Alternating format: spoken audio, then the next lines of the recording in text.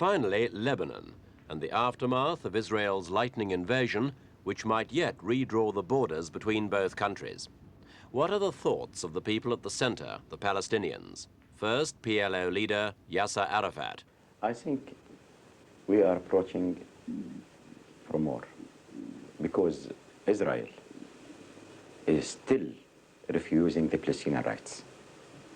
And you, the Americans, the other Western countries, is continuing spoiling your baby in the area. More from Arafat later.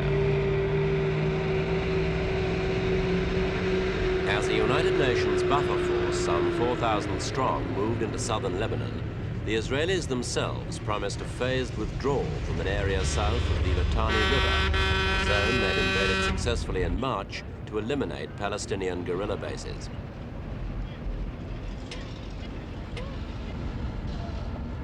Outside the Middle East, the hope was that the UN force would prompt a cooling-off period and a return to normality. In fact, the Israelis have agreed with the UN to pull back in 2 stages, but that's been seen by independent observers merely as a delaying tactic.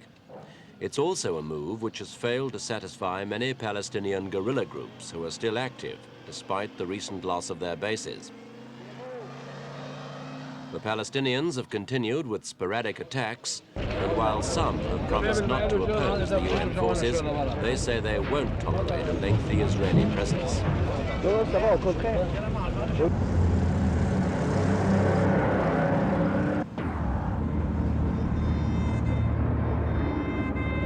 The UN forces dug in along the river Litani to be seen to be holding the Israelis in the south.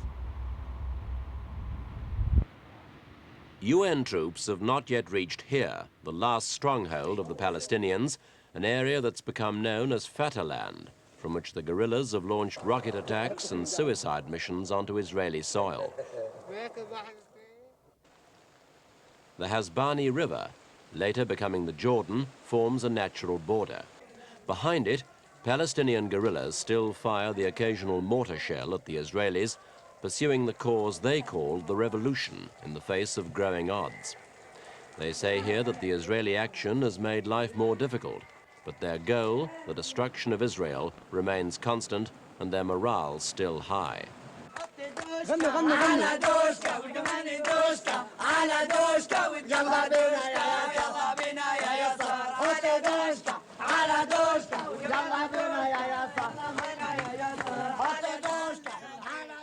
Watched by Yasser Arafat, George Habash, the leader of the Militant Popular Front for the Liberation of Palestine, rallying his supporters. Habash has rejected the Israeli ceasefire. He wants to fight on.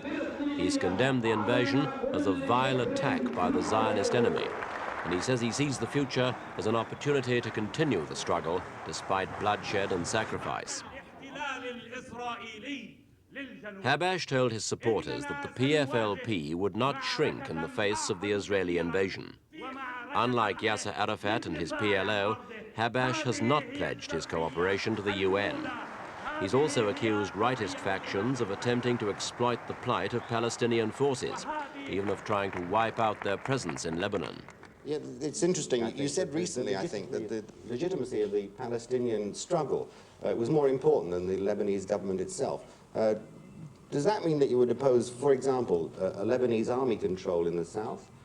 Is there a possibility that the civil war could break out again on such an issue?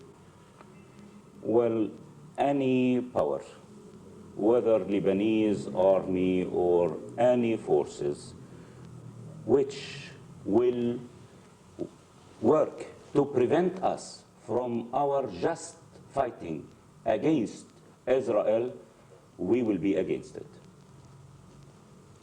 Israel's defense minister, Ezer Weizmann, has been meeting with President Sadat. Do you think the so-called Sadat initiative is still alive, and that this initiative, or indeed any other negotiation at all, have a chance of success? Well, Sadat's step is still alive in his head. Of course, it's very clear now for everybody that there are so many hindrances in front of Sadat's step. Regarding negotiations, I think it's so clear that Israel does not want negotiations. It wants full surrender, full surrender. But if there were to be some sort of Israeli accord with Arab nations through such negotiations, how would the PFLP react? We are against any agreement with Israel which will prevent us from having our full national rights inside Palestine. How will the Palestinian military strategy change? How will it be effective? Well, new bases, new fighting.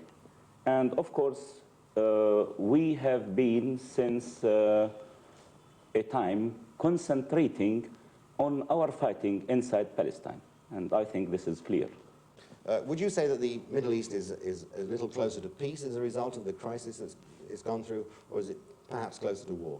Peace, as long as Israel is present and exercising every day its aggressions against the Palestinians and all Arab people surrounding Israel, peace will be so far.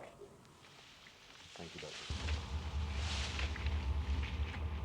According at least to rightist elements in Lebanon, reinforcements are slipping across the Syrian border to swell the ranks of the hard-hit guerrilla forces. Rightists claim it's one of the main dangers to the fragile peace. Though it is the primary purpose of the UN forces, controlling the movement of guerrillas through country like this is an almost impossible task. This remote spot is an ideal place to base an underground army.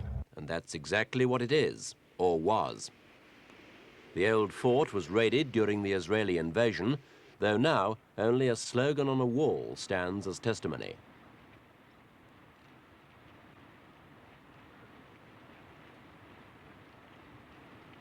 Now the UN force has moved in to prevent the guerrillas from using the building again.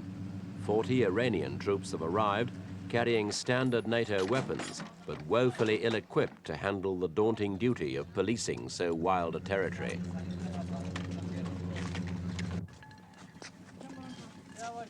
For the UN contingent, the biggest enemy is the landscape itself. The Litani River Valley now effectively separates the Israelis and Palestinians. But when the river is not in flood, it won't help stop the infiltration of guerrillas. And so small a UN garrison will have no chance of even spotting them. That's the route down to the river. From the other side, yes. It's remote outposts like this, rather than prime targets like bridges and crossings, that could become flashpoints if the guerrilla activity increases. Meanwhile, UN troops have orders to fire only in self-defense.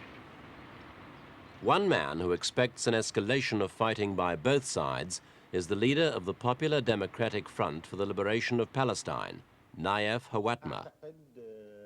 While his PDFLP is smaller and less well known than either the PLO or the PFLP, it's probably more militant than both.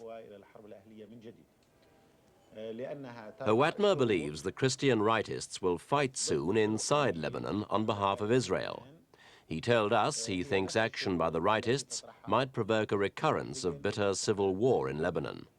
Acts of sabotage by rightists, he said, could be easily disguised during the current crisis.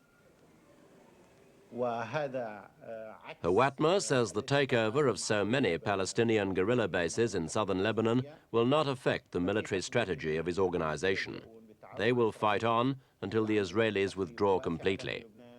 He and his supporters feel that any sacrifice is justified in the struggle for a Palestinian home. Others can be forgiven if they feel less committed. These are a few of more than 250,000 people who fled during the Israeli invasion. Their dream of a home is far more urgent. As the brick dust settles and the cordite fumes subside, as the politicians hammer the conference tables and their followers chant their slogans, these ordinary people count the cost of the terrifying Israeli bombardment and the battles that followed. This makeshift camp is just north of Sidon. It's a very temporary home. The camp's bursting with the homeless. They're crowded in, 3,000 of them, 10 to a tent. They might have found shelter in Sidon itself, but they couldn't travel fast enough along the choked roads when the shells began to fall. They were beaten to it by 34,000 other refugees, now jammed into all Sidon's public buildings. Many of them are still too shocked to return to their villages.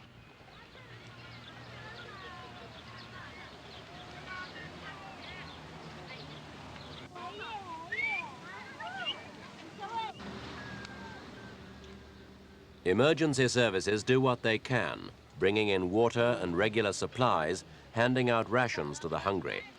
Meanwhile, another generation of Palestinians grows up without a home of its own, and the camp becomes a breeding ground for future guerrillas. The story is the same too around Beirut itself. The innocents scattered from their villages and converged on the safety of the big city. Is the suffering worthwhile? Men like Yasser Arafat may mourn, but they have no doubt. Neither has Arafat any doubt about who to blame. Not only Israel, but the superpower who gave them the muscle, America.